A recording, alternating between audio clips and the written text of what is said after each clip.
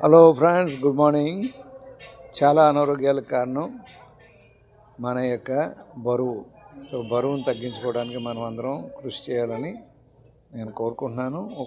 నేను మీ nutrition coach doctor శశిధర్ని మాట్లాడుతున్నాను. నా డాక్టరేట్ వచ్చి థియాలజికల్కి సంబంధించింది, మెడిసిన్ సంబంధించింది కాదు. నేను కూడా న్యూట్రిషన్ సంబంధించినటువంటి కోర్సులో ఈ మధ్యకాలంలో న్యూట్రిషన్ కోర్సు చేయటం జరిగింది. సో అప్పుడు నేను చాలా విషయాలు నేర్చుకోవడం జరిగింది. అందు మాత్రమే కాకుండా ఇప్పుడు నేను షుగర్ని నార్మల్ చేసుకోవటం జరిగింది. వాళ్ళు జిమ్కి వెళ్తే చాలు సన్నమైపోతామన్నారు, కానీ అప్పటికంటే లావు అయిపోయారు. నేను స్వయంగా చూసినాను. అంతకుముందు ఉన్నదానికంటే ఇప్పుడు చాలా లావు ఉన్నారు. కోచ్లు లేని జిమ్కి వెళ్ళటం వేస్ట్. కొద్దిమంది ఉపవాసం ద్వారా సన్నబడినటువంటి వాళ్ళు ఉన్నారు, కానీ ఉపవాసం ద్వారా వచ్చేటువంటి చాలామంది ఫ్యాట్ కరుగుతుంది అనుకుంటారు. కరిగేటువంటిది మజిల్, కండ కరగకూడదు. సో కండ కరిగితే వచ్చేటువంటి ప్రమాదాలు చాలా ఉన్నాయి. అంటే మన షుగర్, మన బాడీలో ఉన్న షుగర్ని పూర్తిగా తీసుకునేటువంటిది కండే.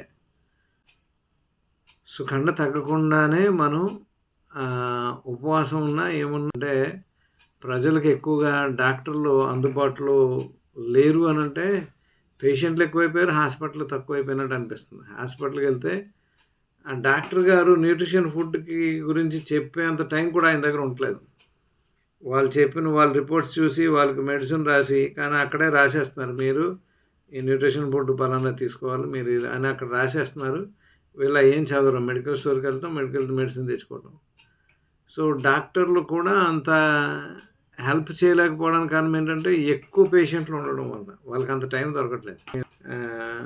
సన్నం అవడానికి ఇంజక్షన్లు వచ్చాయి, 500 రూపాయలకే ఇంజక్షన్. ఆ ఇంజక్షన్ ఏంటంటే వారానికి ఒకసారి తీసుకోవాలి. అది డాక్టర్ గారు చెప్పి సలహా ప్రకారమే చేయాలి, ఓకేనా. డాక్టర్ గారు కాకుండా చాలామంది హెల్త్ కోచ్లు అని చెప్పేటువంటి వాళ్ళు మీరు చెక్ చేసుకోకుండా చేయదు. ఎందుకు అని అంటే ఆ ప్రోడక్ట్ అమ్ముకోవాలనేటువంటి వాళ్ళు ఎక్కువ మంది ఉన్నారు. సో దాని నుంచి మనం బయటపడాలి. తర్వాత ఏంటి అని అంటే ఆ ఇంజక్షన్ చేసేటువంటిది ఏంటంటే, సంవత్సరంలో 20 కేజీలు తగ్గుతారు.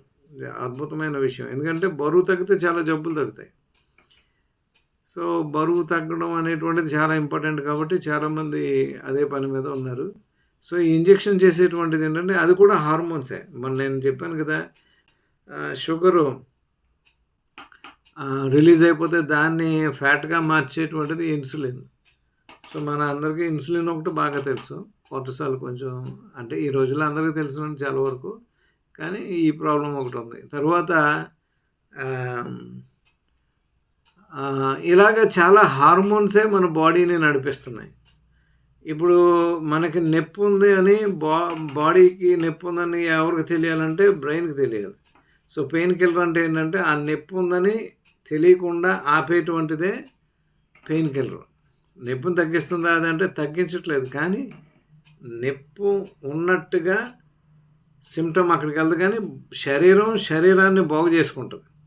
It may take some time, but దాన్నే అది బాగు చేసుకుంటుంది. కానీ ఇంకొక విధంగా మనం దానికి ఏం చేయక్కర్లేదు అనేటువంటి అభిప్రాయంతో పెయిన్ కిల్లర్స్ ఇస్తారు. అదేవిధంగా ఇప్పుడు వాళ్ళు ఇచ్చేటువంటి సన్నమవడానికి ఇచ్చేటువంటి ఇంజక్షన్లు ఏదైతే ఉన్నాయో, టైప్ 2 షుగర్ ఉన్న వాళ్ళు మాత్రమే ఆ ఇంజక్షన్ వేసుకోవాలి. ఇది గుర్తుంచుకోండి, టైప్ 2 ఉంటేనే అది వేసుకోవాలి.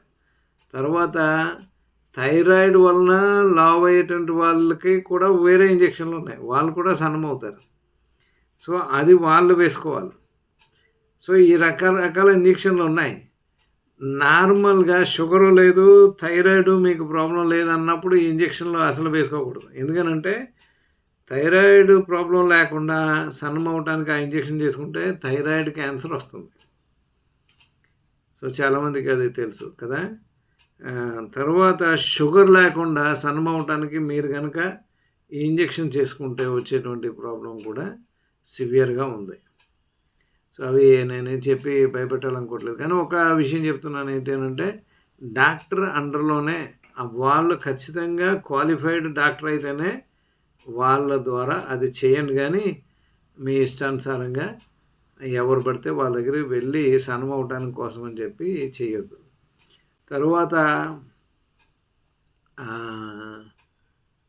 ఏంటి అని అంటే అది ఆ ఇంజెక్షన్ ఇవ్వటం వల్ల ఏమవుతుందంటే ఇప్పుడు కూడా హార్మోన్స్ ఏంటంటే ఇప్పుడు నాకు ఆకలి అవుతుంది అనేటువంటి సిగ్నల్కి బదులు ఏమవుతుందంటే నాకు ఆకలి లేదు, మీకు ఆకలి వేయదు అసలు. ఒకవేళ పొరపాటుని ఏమన్నా తిన్నారనుకోండి అది వాంతి అయిపోద్ది, ఎందుకంటే నీకు ఆకలి లేనప్పుడు ఎందుకు తిన్నావు, హార్మోన్ ఊరుకోదు. సో ఇటువంటి ప్రాబ్లమ్స్ దాంట్లో ఉన్నాయి. సో ఆకలి వేయదు కాబట్టి మీరు ఎక్కువ తినరు. తినకపోవడం వల్ల వచ్చేటువంటి ప్రాబ్లం ఏంటంటే ఉపవాసం ఉన్నవాడు మీరు ఒకలే, ఎందుకనంటే ఇప్పుడు మీ మజిల్ ఉపవాసం ఉన్నవాడికి ఎలాగైతే తగ్గిపోయిందో, కండ ఎలాగ తగ్గిపోయిందో అలాగే ఇది తగ్గిపోద్ది.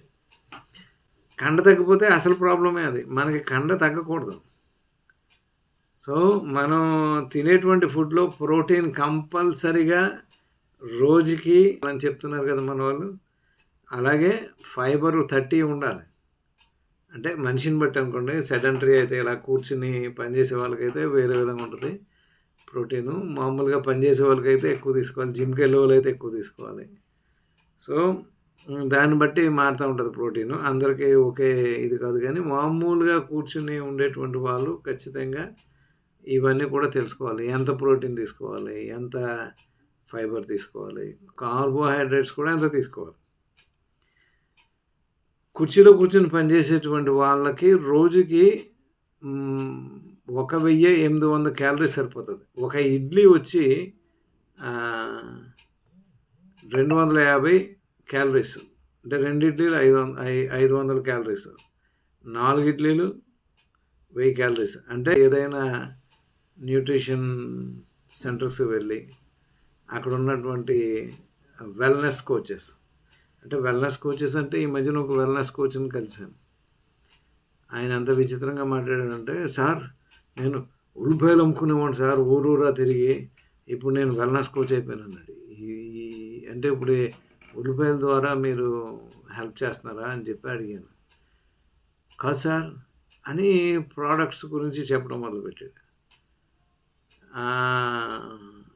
He is a marketing agent, not a wellness coach. Okay, so అది మనం చూడాలి. వాడు ఫుడ్ సప్లిమెంట్స్ గురించి మాట్లాడుతున్నాడంటే is not a wellness coach. మన బ్లడ్ రిపోర్ట్ చదవలేకపోయాడా, is not a wellness coach. మన షుగర్ లెవెల్ గురించి అడిగి తెలియదా, is not a wellness coach. So అవన్నీ మీరు టెస్ట్ చేసుకుని దాన్ని బట్టి మీరు సాగాలి, అంతేగాని ఎవరు పడితే వాళ్ళ దగ్గరికి వెళ్ళి బాగైపోవాలి అనేటువంటి ఉద్దేశంతో వెళ్ళదు. ఓకేనా, thank you very much, god bless you, bye. పోషకాహారం పాత్రార్థం ఆరోగ్యం, దానికి నేను మిమ్మల్ని నడిపిస్తాను.